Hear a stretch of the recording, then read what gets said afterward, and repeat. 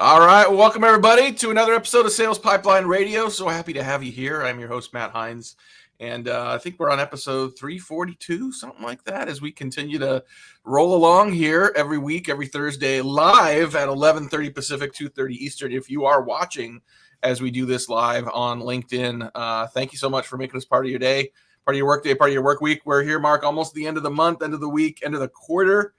So for those of you grinding it out, trying to hit your number, best of luck over the next 2.5 days. Plenty of time to bring in those numbers. If you are watching and participating live, we'd love to make you part of the show as well. If you want to put in a comment, a question, a rebuttal, a rant, it all counts. We will see those. We can respond to those. We can bring your comment up on screen as well. And would love to do that with you. If you're watching or listening on demand, thank you so much for downloading, for subscribing. Every episode of Sales Pipeline Radio, always available past, present, and future at salespipelines.radio.com. Today, super excited to have, I think you've been on before, Mark, but excited to have you on again. Mark Nardone, he's the Chief Marketing Officer for Pan Communications. And thanks for being here, man. Yeah, no problem. I think the hair was probably maybe a little bit darker the last time I was on, but that's all right. You know, mine was probably still non-existent, so it's all good. We continue to age. One of my favorite sayings now is like, the older I get and the more mistakes I make, and then be able to share something that is kind of an experience share or hard-earned lesson that I wish younger Matt would have paid more attention to or realized was a truth. That's a whole other episode. But I wanted to, we were talking earlier, there's so many different angles we could take together on this in here. But I think this concept of storytelling is super interesting to me.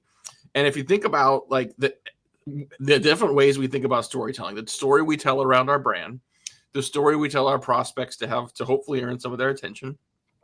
It is budget season as we record this.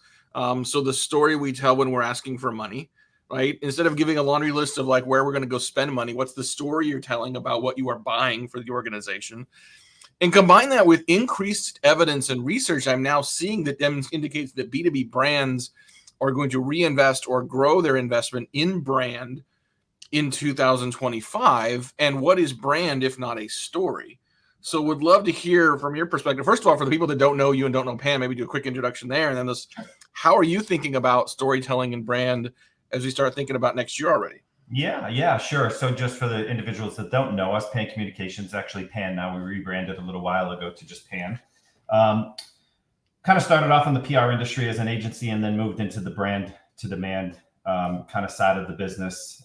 We focus a lot on telling really great stories, working with B2B tech companies and healthcare firms as well, on everything at top of funnel to middle of funnel, starting to get pulled down to the bottom of funnel a little bit more, but from PR to content marketing to social, a lot of digital activation. So about 240 employees spread across a few different offices globally. So that's who we are in a nutshell. Been around for 30 years. Story.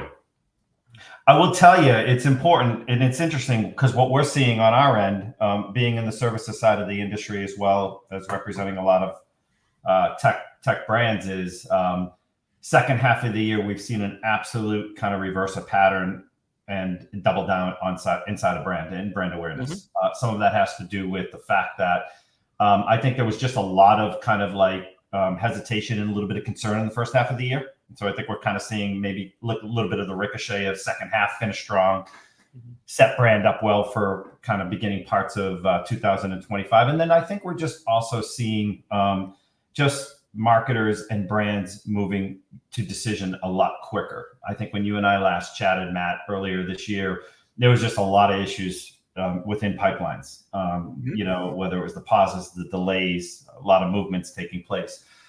And so what comes out of that naturally is the ability for brands to kind of really, really hone into story and narrative, what that looks like, how do they begin, what does it all kind of encompass.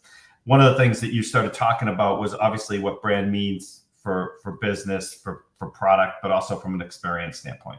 And I think that's where we're starting to see more of the brand storytelling start to come to the forefront, which is the experience that customers and the prospects and that industry has, both with your brand and with your executive team. So I think it's a critical component to what's happening right now. So no surprise on brand investment. I think so. It's interesting. Yesterday I was in Palo Alto for a client's sort of marketing, sort of what they call a marketing therapy session. We had about 70 B2B marketers in for lunch, and we did a sort of a panel discussion around it. And we talked about brand and demand together. We talked about this concept of investing in brand, and it was fascinating because a lot of the smaller companies in the room said, we can't afford to invest in brand. And the bigger companies, including some of the panelists, said, we can't afford not to, right? So I think there's this interesting dichotomy of how different companies, perhaps based on different sizes or even maybe just maturity of the company, think about and accept the role of brand in driving not awareness, but having a direct impact on pipeline and revenue as well. No question about it. And I think one of the misperceptions out there is based on size of brand determines kind of like obviously the levers of investment, budget aside, percentage of investment that you're making within some of these activities. And, we started our agency in the emerging growth, move to mid to late stage types of brands. So what we start to see is a lot of the formula, that emerging growth package, they put a lot of importance on brand, right? They put a ton on kind of top of funnel awareness and kind of what that all means around brand. Mid stage kind of gets a bit more comfortable with that, right? There's a lot of things that go on with regards to storytelling and brand. At the mid stage to late stage, there's a lot of vertical solutions you might be going. You're moving from single product to multiple product. You've got, business in the US, you're starting to expand globally. There's a lot of things. Your executive team now moves from maybe one single subject matter expert to 4, 5, 6 different subject matter experts. Just think about all of those things that go on in that kind of equation, and now wrap story into that. Yeah. And you might have multiple stories going at once, but where the biggest concern on our end and from a brand standpoint is the inconsistency in telling story across individuals, through product, through purpose, through employees. I mean, that becomes, a major driving factor in kind of how do you streamline everything? How do you coordinate with teams so that you're all aligned to the focus of the business? And sometimes that goes off rails real quickly, Matt. It does. And I think this is why I think it's important for us to talk about brand in the context of storytelling here. Because if you say you can't afford to invest in brand, what I think some people say is, I don't have budget for that. And brand is not billboards on 101 in the Valley. Brand is not putting your logo on the side of a race car. If you are good at nailing a story, like a story that matters to your customer, a story that aligns with and or enhances their narrative, a story you can be consistent about sharing across your company and across your channels, a good story can take on a life of its own and can mitigate some of the costs of having to buy space. Like, you can earn the space in your customer's mind with a better story. And I know I'm preaching to the choir here, but maybe, I don't know if you got an example or two to sort of showcase, like, this is at the heart of building a strong brand. Oh, no doubt. So a couple of things, I'll kind of address here. One is, I think brands sometimes make the mistake of going too quickly for the growth opportunity and missing the opportunity that's right in front of them. Yeah. And I get that growth is the number one driving factor behind, of course, business and brand, but there's so much more potential at times sitting in front of them with the market that they're focused in on, and they start to kind of maybe dilute their value proposition in that market and start to kind of go off into these other growth areas. And sometimes that might be too soon, and sometimes that just might not be the perfect timing just in general. So, it's, as we kind of get into that, it's become a driving factor around why so many clients right now and brands are talking about visiting message and positioning. Like, it's you sit here and you've got, I don't know about you, Matt, but we're working with a lot of brands where we're either starting to do a refine of message positioning, or we're starting to really start from scratch and rebuild the message positioning architecture, which then starts to really drive a lot of different brand narratives coming out of that. And I think that for brands today, and this is a perfect time of year to talk about this, Matt, as you evaluate pipeline, as you evaluate what's going on within sales, as you think about titles that are impacting decisions and or delaying decisions, as you just think about the committees that are going on and what that all looks like, take the time to start to audit and assess what's happening within your landscape. What are the competitors doing?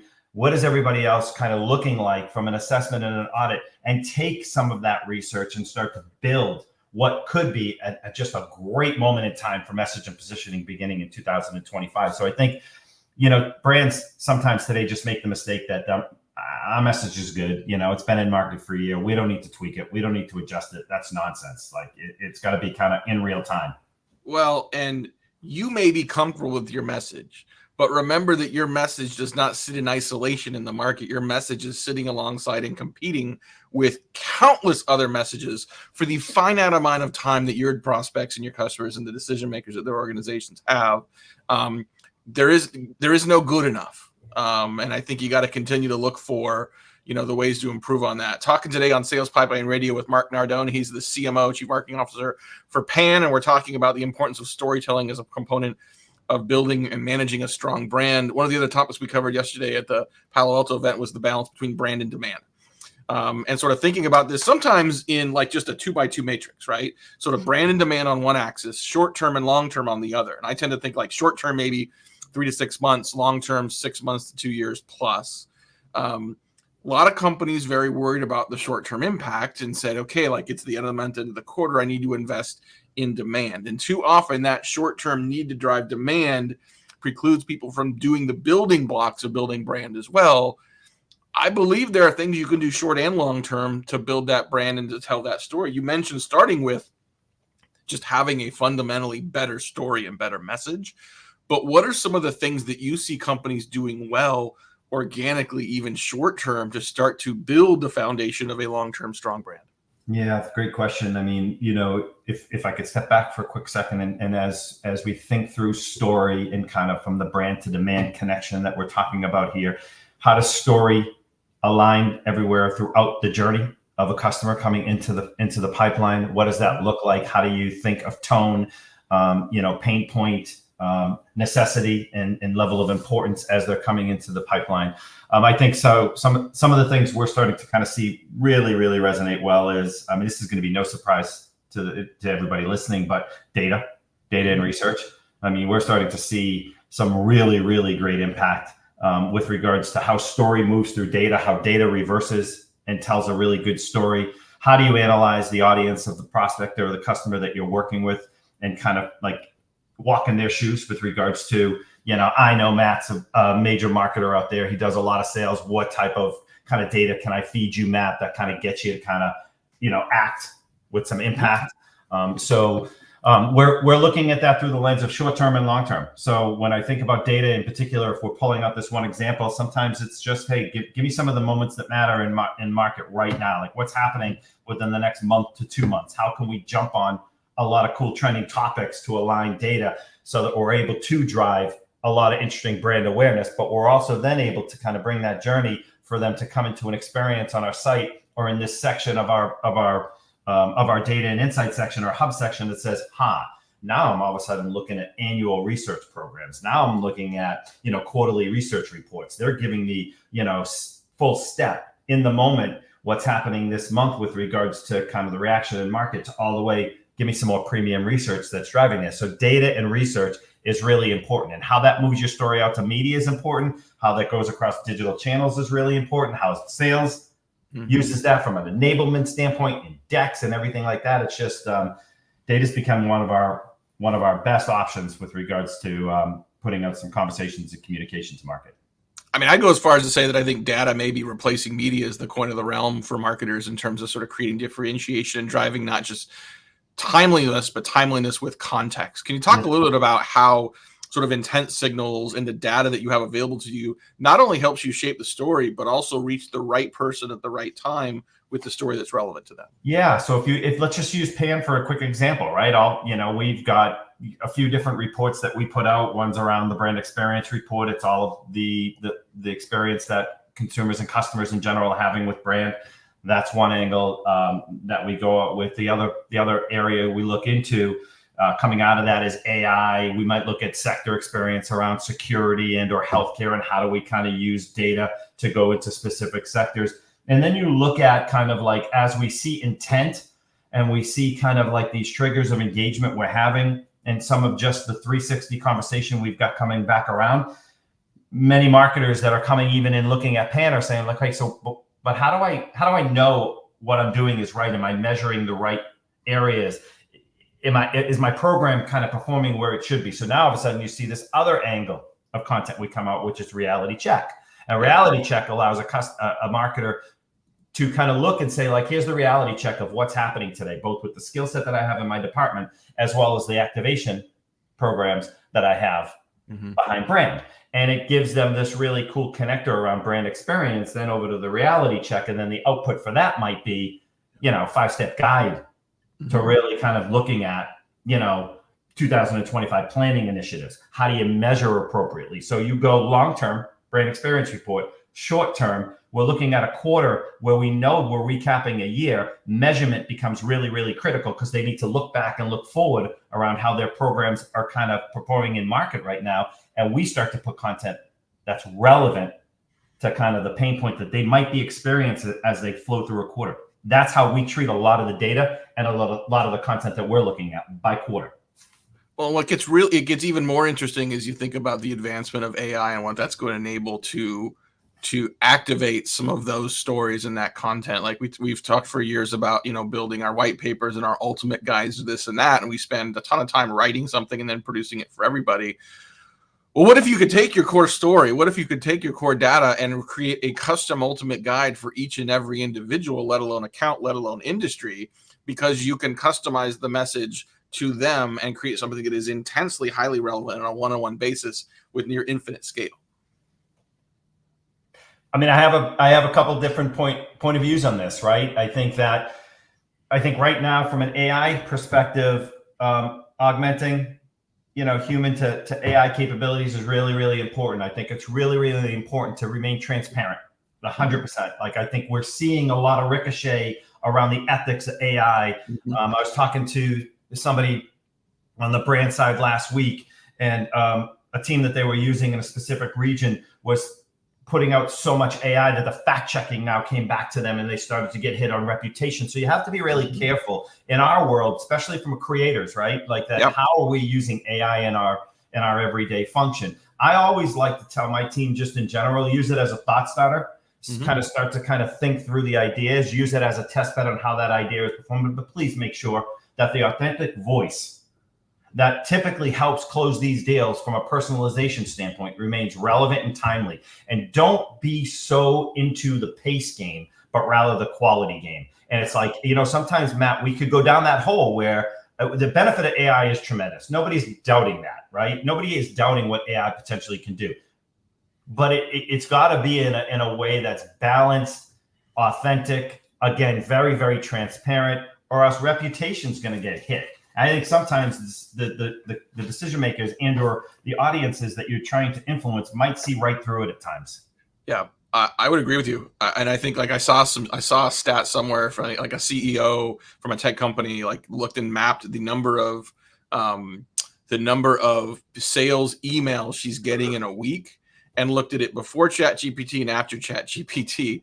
And she's getting 4 times as many sales emails now because it's easier and faster to write them. And yet here is this target, your sales target is just getting inundated with stuff. Faster and cheaper may solve the seller problem, but it makes the buyer problem worse. How do you break through that? It's relationship, it's story, it's being relevant. 100%. It is 100% definitely on the relationship mapping side of things. I think right now marketing needs to make sure that sales is doing all they can to keep their relationship map in place, bring that data back to marketing so that they're understanding what's going on with the relationship mapping that's happening. And, again, it's like, I talk to a lot of, individuals that kind of run the sales and marketing function. And it's like, I know BDRs and teams have quotas to make, but the ability to personalize your message, to take the time to personalize the message, to understand kind of who you're talking to and what they are feeling right now within the market, their pain, what solution you have, how you can do it. I think AI becomes a nice component to that, but not the full component to that. It's not the total solution. And so I was talking to our team the other day, and I'm like, listen, like, I'm not all about getting 100 emails out in a week.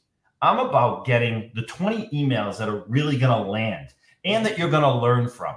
Because how are you learning from the 100 that you're sending out if that becomes one of your quotas? My kids are in sales, right? Both my children are in sales. One's at a really great, large, publicly traded tech company, and my daughter just left a career in teaching and went over to an app testing company. So both of them, one manages teams, the other's in the BDO. I talked to them the other day. I'm like, so what's going on in the sales? Like, what's happening there? They're like, sometimes we don't have enough assets from marketing to do our job effectively.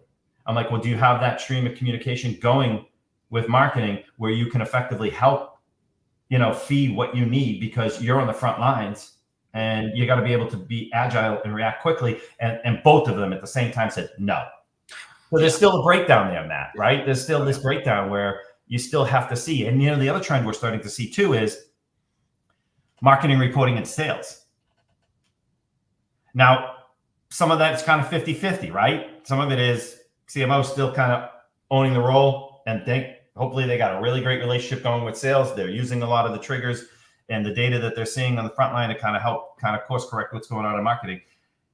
And then you've got a lot of areas where we're starting to see marketing that's reporting to sales. I was just on a call earlier today where they're like, I got to get this approved. It's a brand messaging exercise. I got to go to my head of sales.